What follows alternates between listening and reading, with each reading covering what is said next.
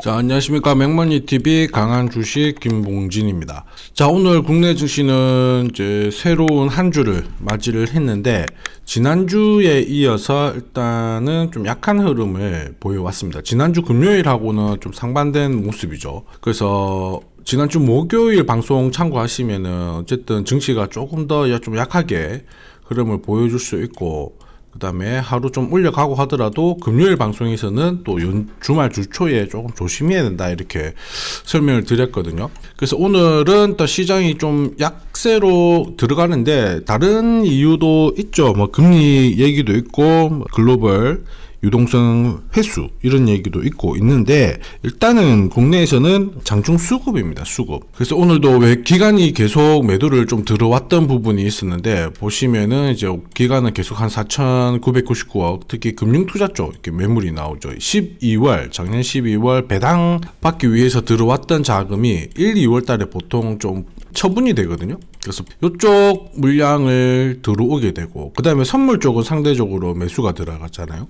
근데 이제 이게 반대로 본다면은 선물 쪽 매수가 들어오면서 선물 가격하고 그 다음에 현물 가격 쪽하고 비교해보면 현물이 조금 더 싸다 보니까 프로그램 어쨌든 매수 들어왔던 부분도 매도가 나오고 프로그램 물량도 나오고, 시장에서 외인이 좀 받쳐줬다가 오늘도 팔아버리니까 힘이 없는 거예요. 그러니까 전체적으로. 그러니까 수급이 조금 꼬여있는 상태에서 조금 나올 부분.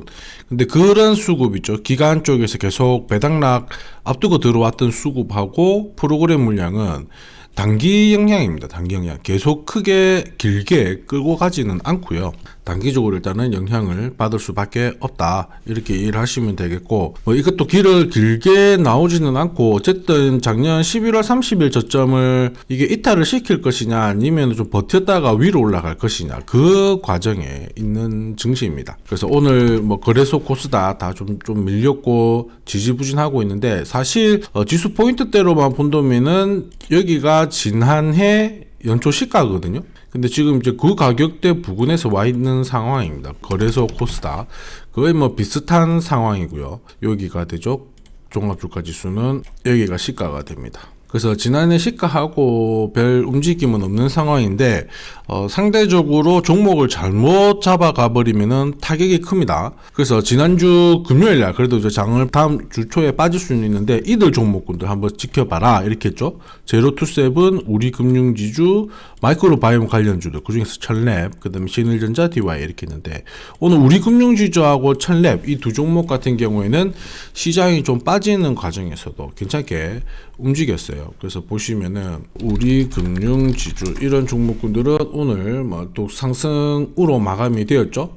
상승으로 마감이 되었고, 오늘 장중 6%대 계속 상승 흐름을 보여왔고, 부실채권 그 투자하는 기업 설립 얘기가 있어가지고 우리 뭐 금융지주 그 다음에 민영화 얘기도 있고요. 모멘텀은 항상 있고, 중요한 거는 주가가 어느 자리에서 실제로 반응을 하느냐, 그런 부분이 중요합니다. 중요하고, 외국인들이 지난해 증시에 엄청난 매도를 가져왔지만은 우리 금융지주는 계속 매수가 들어왔죠. 그래서 우리 금융지주는 오늘 또 강세를 보였고, 천랩이라는 종목도 오늘 6%대 상승으로 마감이 되었어요. 지난주 금요일 날에도 일단은 7% 올랐고 오늘도 6% 올랐고 계속 강세였습니다. 정부에서 어쨌든 2030년까지 1조 정도 투자해가지고 마이크로바이옴 투자 얘기도 있는데, 연초에 미국에 있는 마이크로바이옴 업체의 임상 결과에 따라서 국내 관련 업체들 한번 부각이 될 수가 있거든요.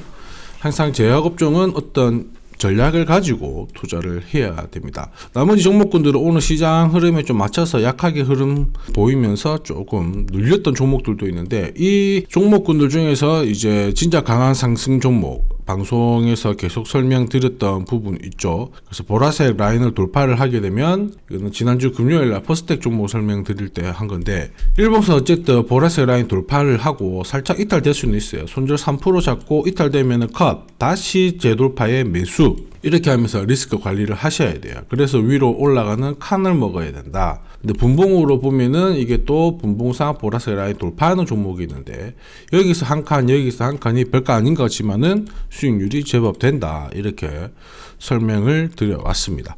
그래서 오늘 아마 천랩하고 우리금융지주는 조금 올라갈 수 있는 폭이 더 남아 있어요.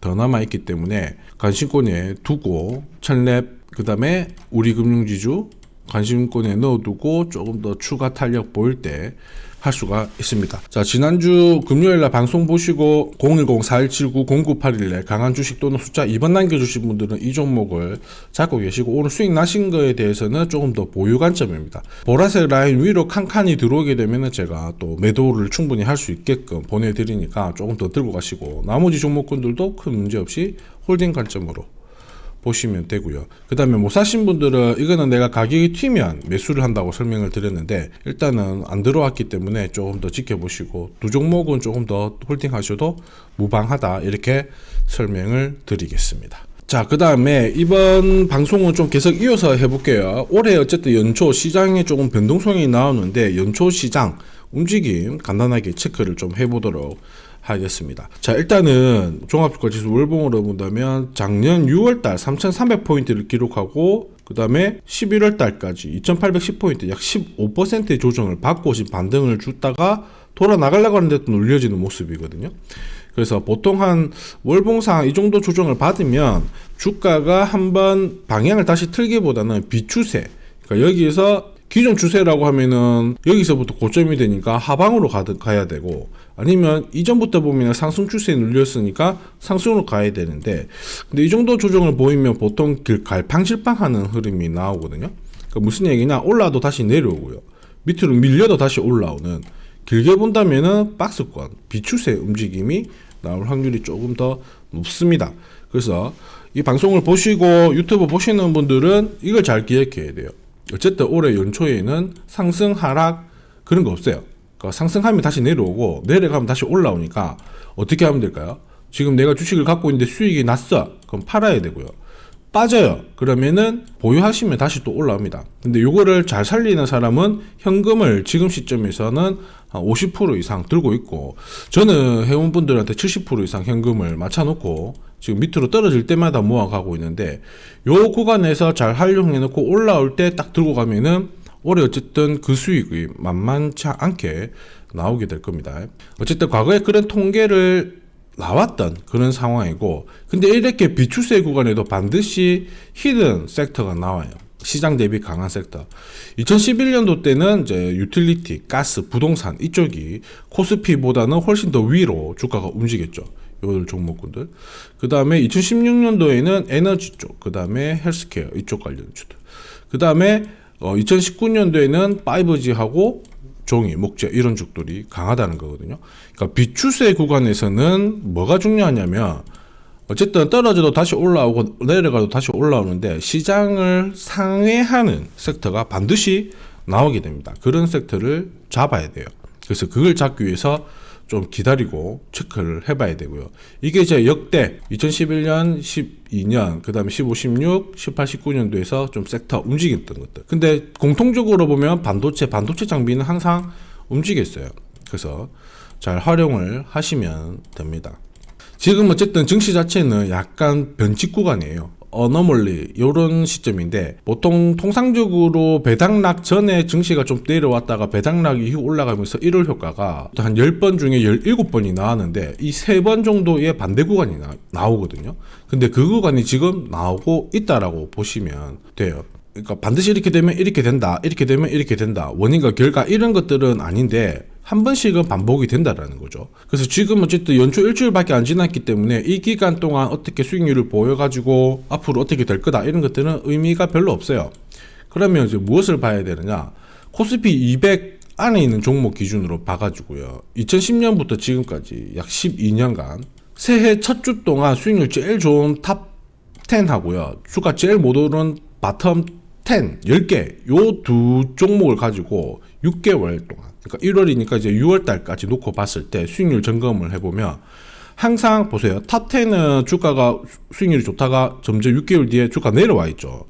몇 프로 오르고 몇 프로 내리고 아니고 내려갔다라는 게 포인트고, 바텀 밑에 있는 애들은 올라왔다라는 게 포인트가 돼요.